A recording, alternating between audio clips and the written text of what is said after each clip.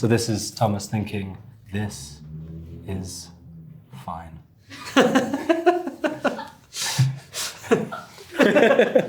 Magic. Hey Vanity Fair, I'm Robert Eggers. I'm the writer and director of Nosferatu. And I'm Nicholas Hoult, and I play Thomas Hutter. And this is Notes on a Scene. The scene is Nicholas Hoult's character, Thomas Hutter, arriving at Castle Orlok in Transylvania. I'll do sound effects. So you can't see much of it, but this is Hune Castle in Transylvania. Amazing medieval castle that looks just what you want a Gothic castle to look like, and is my belief that it is Bram Stoker's inspiration for Castle Dracula in the novel. We put here Count Orlok's coat of arms, which has these wolf dragons. It's a wolf's head with a serpent's body. The ancestors of the ethnic Romanians were called Dacians, and this was like one of their big symbols, and they had like war trumpets and flags shaped like these guys. So here on either side of the coat of arms are these Dacian Dracos. I love hanging out with Rob because you learn things like this. And it's all the little details like this that make this movie so special.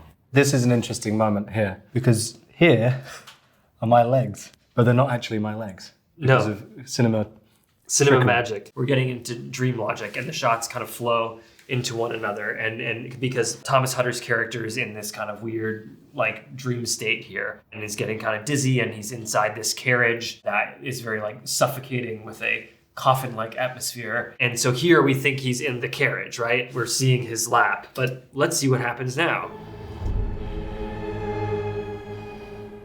Oh, I'm in a carriage. Where am I? Wait, no, I'm not. What's this over here? Oh. We reveal that I'm actually walking up to outside of Count Orlok's castle, so that was actually a very complex. I mean, you can describe it. So Nick is standing actually with coat draped over them, and then there's the carriage behind him, and as the camera's right here, the carriage comes apart and his legs are pulled out, so that then the castle doors are behind him. Now we're in a castle in the Czech Republic called Pernstein Castle that's in Moravia. And we built all the interiors of the castle, but we needed the gatehouse and the courtyard as locations. And this castle, I went and it was really fantastic, but I found out that Werner Herzog shot his Nosferatu there, so I refused to shoot at the castle because I didn't want to use Herzog's castle again. So then we scouted like tons more castles and they all sucked. And the location manager was like, look, dude, like Pernstein Castle is the castle that looks like right for the movie. You just have to suck it up. So then we went to the castle again, and on the way back, I was scrubbing through Werner Herzog's Nosferatu and realized that the places that we wanted to use weren't in the Herzog film. So we were able to use the castle, tip our hat to Herzog, but not shoot it the same way. And in fact, these gates here are gates that Craig Lathrop and the rest of the production design team brought in because I wanted even like bigger, more impressive gates than were actually at the castle. So we built like these gates in front of the gates to make it bigger. Bigger is better when it comes to castle gates. I like to imagine you going to castles and being like, this place sucks. And it's, what was wrong with the castle? They weren't atmospheric enough. Right. There was one that was cool, but you had to climb a mile-long staircase to get up there. That's not ideal for filming.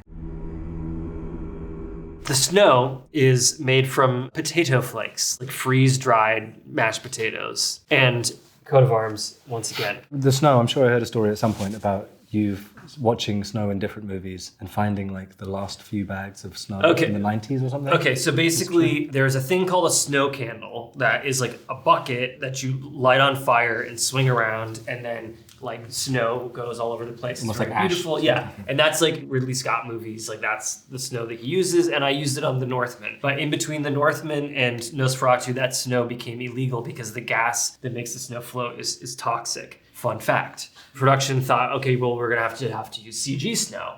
And I refused to use CG snow. Okay. And so then I was angrily watching a movie from the 1940s called The Queen of Spades with some bourbon, and there's like beautiful, beautiful snow, and I'm taking pictures on my phone and sending it to the snow effects guys, being like, "Come on, like they did it in the 40s," like, and so it's these potato flakes things, and basically they stopped doing it in the 90s. So yes, we bought all of the potato flake snow in Europe to make this movie. So no one will ever have better snow ever again. Ever again. Ever again. There's something else interesting here. Jaron, the DP, his lighting of this moonlight lighting, he used a concave or convex mirror in the sky that he bounced the light off of to create it. This was something you developed on the Northman too, right? Yeah, to basically get like a light ray that is closer to the large size that would come from like the moon. Was it a concave or a convex? Vex. Convex. I could draw that. But you get the idea. This was an intimidating scene to know that I was going to have to shoot. People have said, like, isn't it hard to do something that's been done a lot of times? And sometimes it is, sometimes it isn't. Because there's so many Draculas and Nosferatus, like, sometimes there's a lot of things that never, ever work, you know, in the story. So you're like, oh, here's my opportunity to explore that. But this scene of Hutter or Harker going to Dracula's castle, like, has been done well many times. So this was quite intimidating. And a big part of making it work was the music. So obviously there's this big crescendo as the doors open. Kind of aleatoric 20th century classical music horror sound, but also has some kind of nods to James Bernard Hammer horror. But things get a little bit more abstract and a little bit more quiet and dreamlike as the doors open. That's Bill Skarsgård as Count Orlok, obviously. They're shown in silhouette and at a distance. I remember you talking about this bow, that it's not actually a realistic kind of bow as I normally would. It's more like he's compelling me to do it subconsciously. I think, something that, as much as I'm a massive, massive fan of Murnau films, something that is slightly ludicrous about it is that, Max Schreck's vampire looks like a freak, and Hutter comes to his house and very nice to meet you, and has a meal, and it's fine, and doesn't run away screaming. Yeah. And in our version, Bill Skarsgård is very much a vampire of folklore from a time when people actually believed in vampires and thought that they were real. And these early folk vampires looked like putrid walking corpses.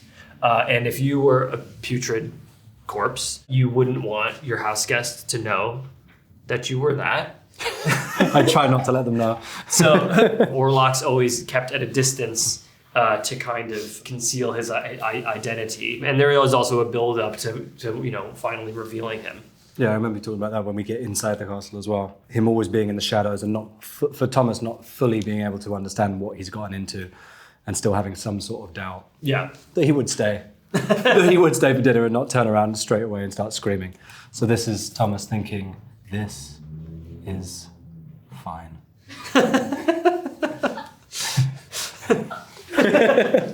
Magic. If you notice, as Orlok walks away, we don't hear his footsteps at all.